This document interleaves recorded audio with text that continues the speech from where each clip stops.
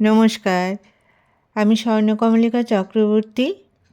পার্থক্য আর পার্থক্য, আমার লেখা গল্প এখন পড়ব। খুব তাড়াতাড়ি হাঁটছে তাথুই।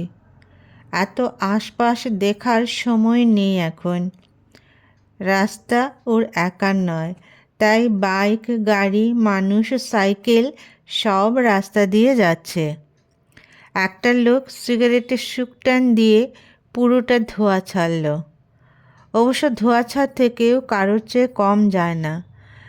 দুর্ভাগ্যক্রমে তাথই সিগারেট খাওয়া লোকটার পিছনে ছিল। ওর মনে হচ্ছে রাস্তাটা লোকটার কেনা, যা খুশি তা করতে পারবে সে। তাথই ইচ্ছে করে আর একটু হাঁটার স্পিড বাড়িয়ে লোকটার চেহারাটা দেখার জন্য সামনে গেল।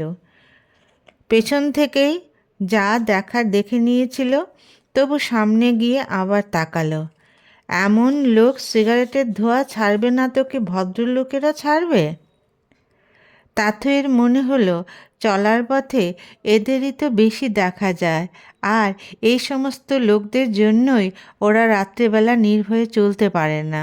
এরাই হয়তো পুরো রাস্তাটা দখল করার মানসিকতা নিয়ে চলাফেরা করে।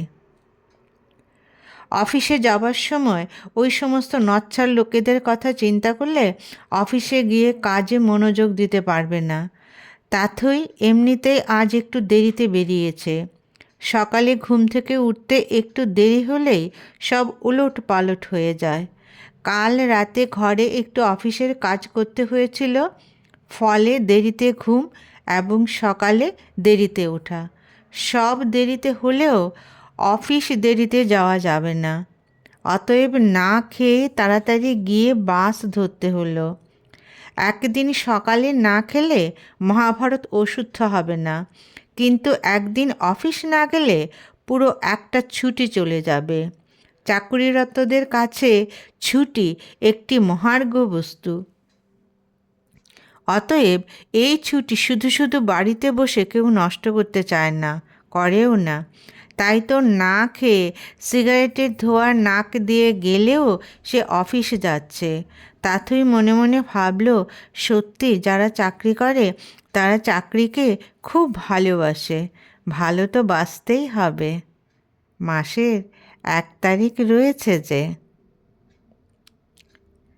সকালবেলা বাজারে ব্যাগটা নিয়ে বের হলো সুকন্যা। বাবা ওর নামটা ভালোই রেখেছিলেন। সব কন্যারা হয়তো সুকন্যা হতে পারেন না, সে সত্যি সত্যি সঠিক কন্যা হয়েছে।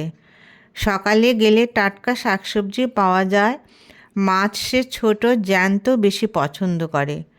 সবসময় যে মনের মতো সব কিছু পায় তা নয়, তবে মাঝে মাঝে পেয়ে যায়। দাম হয়তো সব কিছুরই একটু বেশি, কিন্তু অটো ভাড়াটা দরকার পড়ে না। ওর বাড়ির কাছাকাছি ছোট্ট এক বাজার, তাদের মতো মানুষের খুব সুবিধে হয়েছে। না হলে সুকন্যাকে সত্যি অনেক কষ্ট করে বাজার করতে হতো। গেট থেকে বেরিয়ে বাউন্ডারি ওয়ালের পাশে বিরাট একটা ব্যাগ সে দেখতে পেল। কারো বাড়ির ময়লা ব্যাগটাতে ভরে ওর বাড়ির ওয়ালের সঙ্গে রেখে দিয়ে গেছে। নোংরা ব্যাগটা দেখে ওর মনটাই খারাপ হয়ে গেল। আর কয়েক পা এগিয়ে গেলেই রাস্তার পাশে ডাস্টবিন। একদিকে স্বচ্ছ ভারত বলে মানুষকে সচেতন করা হচ্ছে, অন্যদিকে এক শ্রেণীর নিম্ন মানসিকতার মানুষ পরিবেশকে নোংরা করে চলেছে। এরাই ওর মনে হচ্ছে সংখ্যায় বেশি, এবং তাদের সঙ্গেই থাকতে হচ্ছে, থাকতে হবে। কেমন একটা দীর্ঘশ্বাস বেরিয়ে এলো ওর। সত্যি মানুষ কবে সচেতন হবে? মোটামুটি বাজার করে মাছ কিনতে গেল সে। ওরা ক্রেতা চেনে। সে বলল, বেশি নেব না, আমাকে ½ কিলো কই দাও। বিক্রেতা প্যাকেটে মাছ কেবল তুলছে। সে বলছে আর যাতে না তোলে, কিন্তু সে তুলছেই। কেন জানি আজ ওর রাগ উঠল। মুখে বলল, কতদিন আপনাকে বলেছি আমি যতটুকু ওজন বলেছি ততটুকুই দিন। আপনি রোজ এর থেকে বেশি দিয়ে দেন, কারণ টাকাটা আমি সঙ্গে সঙ্গে দিয়ে দিই। একদিন না দিলেই আপনি আর বেশি ওজন করতেন না। বিক্রেতা চুপ করে রইল। সে দেখেছে অনেকে দরদাম করে বেছে বেছে বড় মাছগুলো নিজের যতটুকু দরকার ততটুকুই ওজন করায়। বেশি করালে এইসব ক্রেতারা টাকা দেবে না, অতএব তাদের কথা মতো ওজন। সে এসবের কিছুই করে না। কোনো দিন বাজারে গিয়ে সবজি বেছে নেওয়া, মাছ নেওয়া এসব করে না সে। ঠকে তো প্রায়ই। মাঝে মাঝে মনে হয় ভগবানই ওকে ঠকিয়েছেন, মানুষও তো কোন ছাড়। বাজার থেকে এসে মনটা খারাপ হয়ে গেল। এই রকম মন খারাপ, ডিপ্রেশন, চোখে জল উঠত নিত্য সঙ্গী।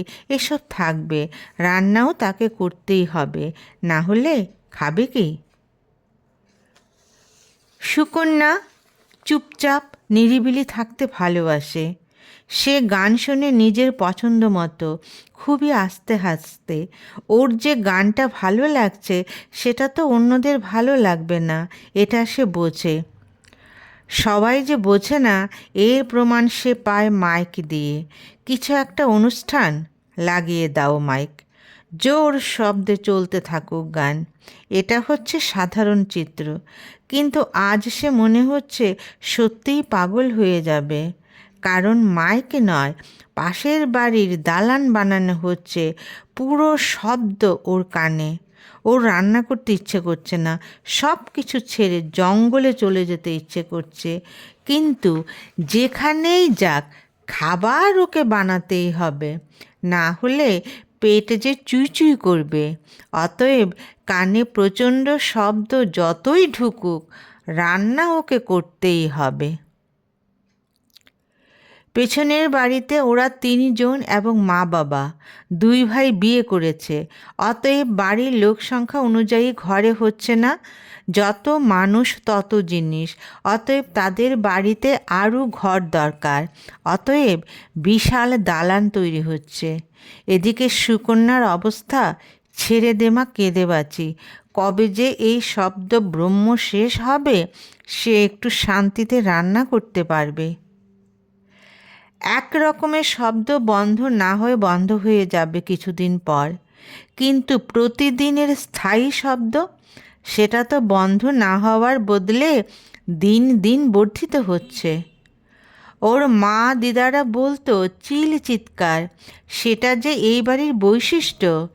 এক বাড়িতে এতজন একসাথে বসবাস করে, সবাই যদি আস্তেও কথা বলে, সম্মিলিতভাবে সেটাই চিৎকার হয়ে যায়।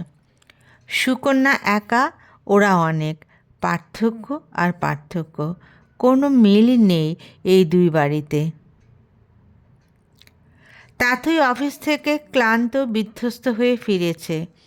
মনে হচ্ছে এখন মা যদি চা করে দিত তবে কি আরাম লাগতো খেতে, কিন্তু বাস্তব সেটা নয়। মা বাড়িতে চা করে টিভি দেখতে দেখতে চা খাচ্ছে একা। মেয়ে এখন ফ্রেশ হয়ে চা করবে। মা ভাবছে কত জনের ছেলে মেয়ে মা বাবার সঙ্গে থেকে চাকরি করছে, আর তাথই কত দূরে একা চাকরি করছে। মেয়ে একা, মা একা। পাশের বাড়ি থেকে কথাবার্তা চিৎকার শোনা যাচ্ছে। সুকন্যার টিভির আওয়াজ কম, সে এমনিতে খুব কম শব্দেই টিভি চালায়, কিন্তু চিল চিৎকারের জন্য ওকেও শব্দ বাড়াতে হয় নিজের কানকে শোনানোর জন্য। মা ঘড়ির দিকে চেয়ে বসে থাকে কখন মেয়েকে ফোন করার সময় হবে, কিন্তু প্রায়শই মেয়ে বলে অফিসে আছি, ফ্ল্যাটে গিয়ে ফোন করব। মানে ছুটির 2 ঘন্টা পরও অফিস ছুটি হয় না। সারাদিন কেটে গেলেও ছুটির পর সময়টা কাটতে চায় না। মনটা অধৈর্য হয়ে ওঠে, কখন মেয়ের সঙ্গে কথা বলবে। সারাদিন তো একাই কাটে, সন্ধ্যের পর এই সময়টা যেন মা একটু অক্সিজেন পায় মেয়ের থেকে। সেটাও প্রায়ই সময় পেরিয়ে যাবার পরই সময় হয়। মা বাবা, একমাত্র মেয়ে, এত বড় বাড়ি, এত ঘর, কী দরকার? স্ত্রী বললেই পতিদেবতা কেন শুনবে? ঘর ছোট হলে শ্বাস নেওয়া যাবে না, মেয়ে বড় হলে পড়ার ঘর, বিয়ের পরে জামাই এসে থাকবে সেই ঘর, অতএব দোতলা ছিমছাম বাড়ি তৈরি করলো তাথইয়ের বাবা। নিজে যেমন রুচিসম্মত মানুষ, বাড়িটাও তাই। সবাই বলতো, এত সুন্দর বাড়ি এ তল্লাটে একটাও নেই। সুকন্যা বলতো, সত্যিই মনের মতো সব কিছু হয়েছে, কিন্তু অনেকের কপালে নাকি সুখ সয় না। সে কি এই দলেই পড়বে? মানুষের মনের কিছু কিছু চিন্তা হয়তো অবচেতন মন জানিয়ে দেয়। তাই সুকন্যার মনের এই চিন্তাধারা সত্যি হয়ে গেল। সারা বাড়িতে মা মেয়ে। মেয়ে মাধ্যমিক দিতে হবে, পড়াশোনা করতে হবে। তাথই ছোটোবেলা থেকে পড়াশোনায় ভালো, হয়তো আরও ভালো ফল ও আরও ভালো চাকরি পেত, ওর মায়ের দৃঢ় বিশ্বাস। কিন্তু সুকন্যা কী করবে? যতটুকু হয়েছে তাতেই মা মেয়ে খুশি। জোর করে তো কিছু হয় না। তবু মেয়ে যদি বাড়ি থেকে চাকরি করতে পারত, তবে তো বাড়িতে ওরা দুজন থাকতো। মেয়ে অনেক অনেক দূরে চাকরি করে, বাড়িতে আসার কোনো সম্ভাবনাই নেই। বছরে পুজোর সময় কয়েকদিনের জন্য বাড়ি আসে। সুকন্যা বাড়িতে একা, মেয়ে চাকরির সূত্রে বহির্রাজ্যে একা। পাশের বাড়ির মিস্ত্রিরা চলে গেছে, এখন বাড়ি বানানোর শব্দ নেই। বাড়ির মানুষগুলোই এক একটা মিস্ত্রি, এরা আস্তে কথা বলতে জানে না। সুকন্যা ভাবে, কবে এরা পারিপার্শ্বিক পরিবেশ নিয়ে ভাবনা চিন্তা করবে? এ জীবনে বোধহয় করার মানসিকতা হবে না। মেয়ে ফোন করলো। সুকন্যা এতক্ষণ ধরে এই ফোনের আশায় বসেছিল। মেয়ে বলল, মা, রাস্তা দিয়ে হাঁটা ভীষণ কষ্টসাধ্য ব্যাপার হয়ে দাঁড়িয়েছে। চারদিকে এত লোক গিজগিজ করছে, তার মধ্যে অধিকাংশেরই কোনো সুন্দর মানসিকতা নেই। মা জানতে চাইল, হঠাৎ আবার কী হলো? মেয়ে বলল, মা, রাস্তায় এক লোক আজ পুরো সিগারেটের ধোঁয়া আমার উপর ছাড়লো। আমি যে একটু আরাম করে হেঁটে রাস্তা দিয়ে যাব, তার কোনো উপায় নেই। সত্যি, তখন মনে হয় আমাদের লোক সংখ্যা প্রচুর, তাই মনে হয় কোথাও যেন ফাঁকা জায়গা নেই। মা মেয়ের কথা শুনে হেসে ফেলল, বলল, ঠিক বলেছিস রে, আমাদের সঙ্গের বাড়িতে কাজ চলছে, তাদের মানুষ হিসেবে ঘরে হচ্ছে না, সারা দিন শব্দ আর শব্দ। আর বাড়ির মানুষের উচ্চগ্রামে কথা বলার ধরন, আমি পাগল হয়ে যাচ্ছি এই শব্দে। তাথই বলল, মা, তাদের ঘরে কুলোচ্ছে না, আমাদের ঘরগুলো সব খালি পড়ে আছে, এই জন্যই তো রাস্তা দিয়ে হাঁটার জায়গা পাই না। মাঝে মাঝে মনে হয় নির্জন কোনো দ্বীপে চলে যায়, যেখানে কোনো শব্দ, কোনো দূষণ থাকবে না। মা হেসে মেয়েকে বলল যে এমন দ্বীপ এখন বোধহয় খুঁজে পাওয়া যাবে না। মানুষ যদি একটু সচেতন হতো, তবে লোকসংখ্যা বেশি হোক, তবু মনে হয় সুকন্যা একটু আরামে থাকতে পারত। মেয়ে ক্লান্ত, বেশি কথা বলতে চাইল না। মা জানে মেয়েকে এখন রান্না করতে হবে, তাই মা আর কথা বাড়ালো না। এইটুকু কথাই অনেক অক্সিজেন।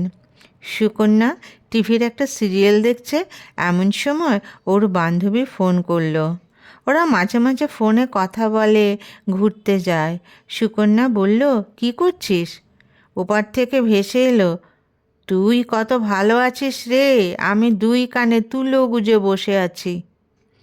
সুকন্যা হো হো করে হেসে উঠল, বলল, আয় আমার বাড়ি, অমায়িক গলা শুনতে পাবি, কান ঝালাপালা হয়ে যাবে। সত্যি রে, আমাদের বড় কষ্ট, নিজের বাড়িতে কোনো শব্দ নেই, আশেপাশের শব্দে আর পারছি না। দুই বান্ধবী ফোনে তাদের মনের দুঃখ কিছুক্ষণ শেয়ার করলো। চতুর্দিকে এত অবুঝ মানুষ, কে তাদের বোঝাবে? বোঝালেও যে বুঝতে চায় না। না হলে কি আর ময়লার ব্যাগ এনে অন্যের বাড়ির ওয়ালের কাছে ফেলে যায়? সুকন্যাদের এর মধ্যেই বাঁচতে হবে, কারণ ওরা যেমন রয়েছে তেমনি সুকন্যারাও যে রয়েছে। ওরা সংখ্যায় অনেক অনেক, সুকন্যা ওরা নয়, তাই তো এত ভিড় সবখানে। সুকন্যা এবং ওরা, পার্থক্য আর এই পার্থক্য দিন দিন বাড়বে, কমবে না। নমস্কার।